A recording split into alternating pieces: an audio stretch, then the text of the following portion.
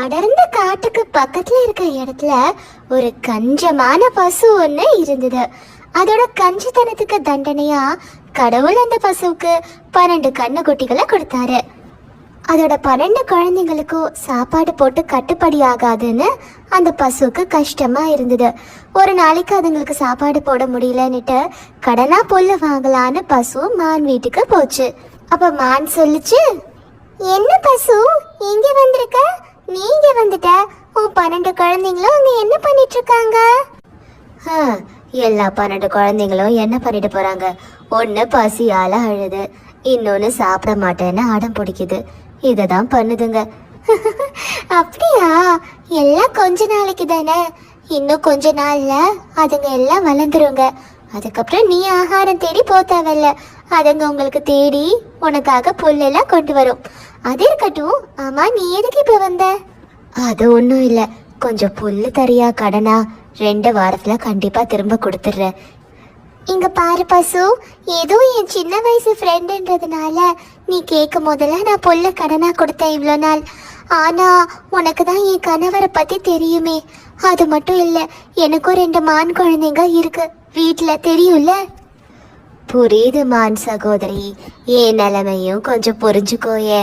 இந்த தடவை மட்டும் கடன் கொடு, நான் என் பழைய பாக்கி எல்லாம் கூட உனக்கு இந்த வாரமே அடைச்சிடுறேன்.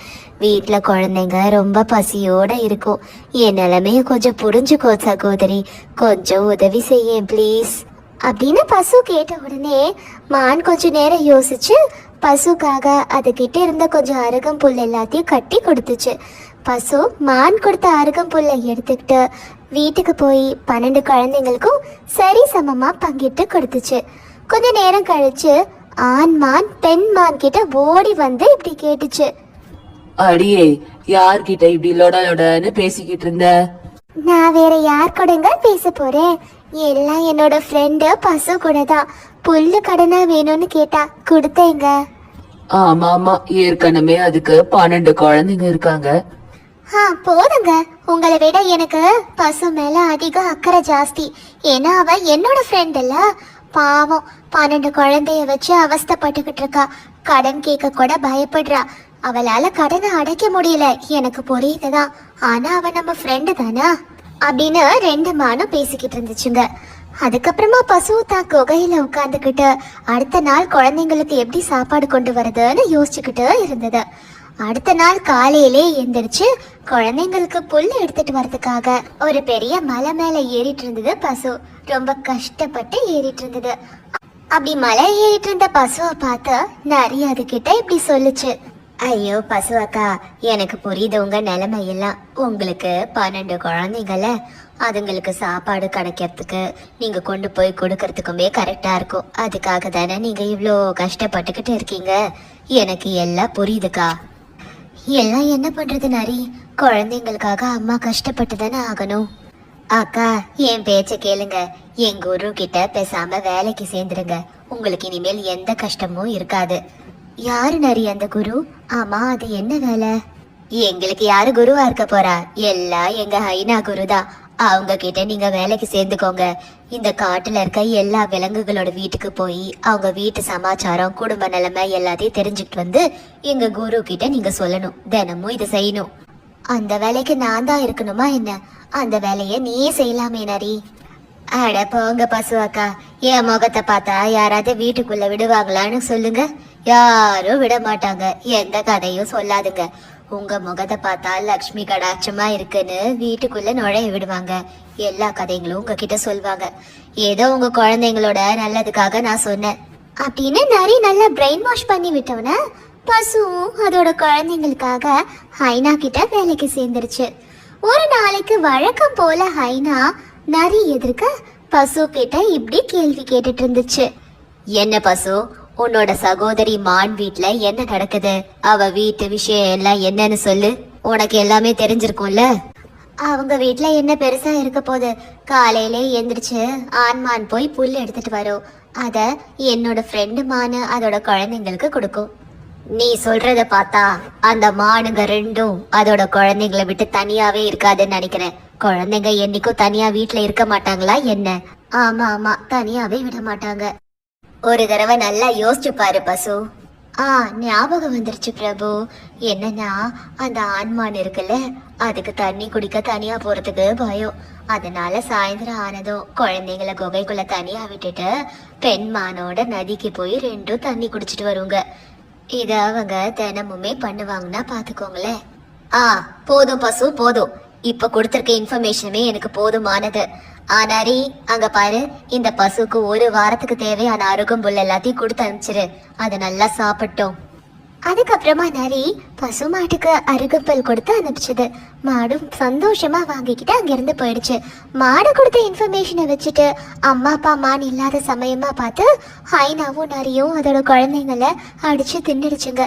இப்படி தினமும் மாடு கொடுக்குற இன்ஃபர்மேஷன்னால தினமும் காட்டுல இருக்க விலங்குகள்ல யாராவது ஒருத்தரோட வீட்டுல அதோட குழந்தைங்கள சாப்பிட்டுட்டும் ஹைனாவும் நரியும்.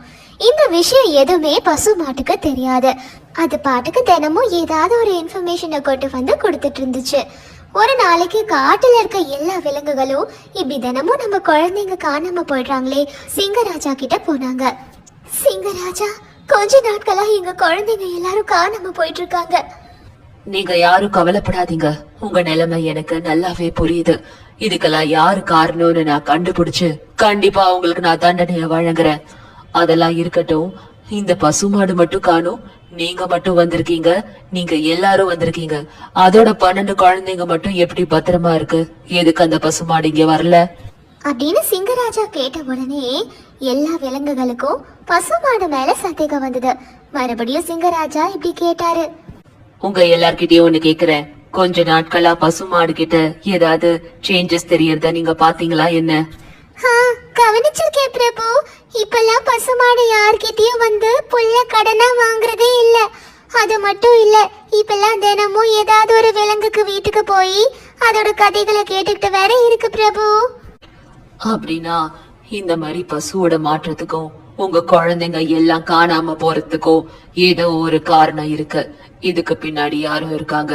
கொஞ்ச நாட்களுக்கு பசுவோட யாரும் பேசாதீங்க, அதை யாரையும் வீட்டுக்குள்ள சேர்க்காதீங்க அப்படின்னு சிங்கராஜா சொன்னதுல இருந்து யாருமே பசுமாட அவங்க கிட்ட சேர்த்துக்கல. எல்லாரும் பசுமாட ஒதுக்கி வச்சாங்க.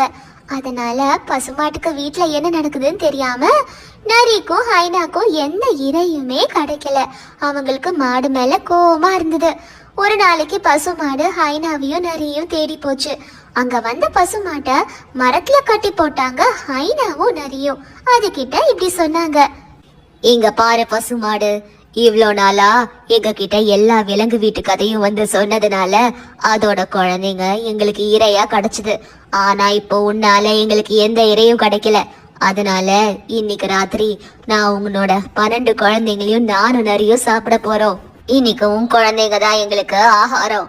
அட பாவீங்களா, இவ்ளோ நாள் என்கிட்ட இந்த விஷயத்த சொல்லாம மத்த விலங்கோட குழந்தைங்களை கொண்டு சாப்பிட்டுருக்கீங்களேடா. இவ்வளோ நாள் எனக்கு தெரியாம நான் பாவம் பண்ணிட்டு இருந்திருக்கேன். அதுக்காக கடவுள் எனக்கு தண்டனை கொடுத்துட்டாரு. என் குழந்தைங்க இன்னைக்கு உங்களுக்கு இரையா? கடவுளே, என் குழந்தைங்களை காப்பாத்து சாமி. அந்த சமயம் வீட்டுல இருந்த பசுவோட குழந்தைங்க 12 பேரும் அம்மா இன்னும் வீட்டுக்கு வரலையேன்னுட்டு மானோட குகைக்கு போய் இப்படி சொல்லுச்சுங்க. ஆண்டி, எங்க அம்மா இன்னும் வீட்டுக்கு வரல ஆண்டி. இந்த நேரத்துக்கு எல்லாம் வீட்டுக்கு வந்துருவாங்க. எங்களுக்கு ரொம்ப பயமா இருக்கு. நீங்க கொஞ்சம் போய் பார்த்துட்டு வரீங்களா ஆண்டி? கண்ணுக்குட்டிங்க கெஞ்சிறத பார்த்து அந்த 2 மான்களுக்கும் ரொம்ப பாவமா இருந்தது. உடனே ஓடி போய் விஷயத்த சிங்கராஜா கிட்ட சொல்லிச்சுங்க அந்த மானுங்க. சிங்கராஜாவும் மற்ற விலங்குகள் எல்லாம் சேர்ந்து பசுமாடை தேட ஆரம்பிச்சாங்க. அப்ப சிங்கராஜாக்கு பசுமாடை கட்டி போட்டிருந்த இடம் தெரிஞ்சுது. அவர் உடனே போய் பசுமாட்டோட கயிறு எல்லாத்தையும் கழட்டி விட்டாரு. பசுமாடு அங்கிருந்து வந்தோடனே சிங்கராஜா கிட்ட இப்படி சொல்லுச்சு. என்ன மன்னிச்சிருங்க சிங்கராஜா. இவ்வளோ நாள் காட்டுல இருந்த விலங்குகளோட குழந்தை செத்து போனதுக்கு நான் ஏதோ ஒரு விதத்துல காரணமா இருந்துட்டேன். எல்லாம் இந்த ஹைனாவும் நரியும் தான் என்ன அப்படி பண்ண சொன்னாங்க.